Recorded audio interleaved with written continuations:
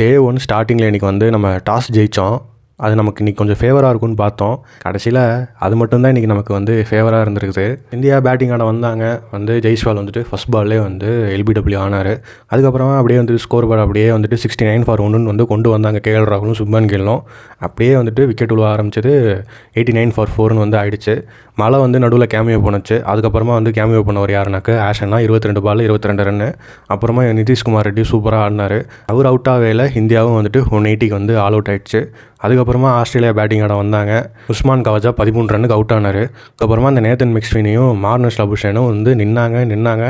அன்றைக்கி டே ஃபுல்லாக நின்ட்டாங்க. அப்புறம் ஆஸ்திரேலியா 86 for 1 சொல்லிட்டு இன்றைக்கி டேவை முடிச்சிட்டாங்க. Still 94 runs behind. நாளைக்கு லீட் எடுப்பாங்களான்னு சொல்லிட்டு வெயிட் பண்ணி தான் வந்து பார்க்கணும். ஸோ இதெல்லாம் தான் வந்துட்டு அடிலைடில் நடக்கிற Australia vs India second test டே 1 நடந்த விஷயங்கள். டே 2, 3, 4, 5 என்ன நடக்குதுங்கிறத அடுத்தடுத்த நாளில் பார்க்கலாம். மறக்காமல் ஃபாலோவும் சப்ஸ்கிரைபும் பண்ணிடுங்க. பாய்.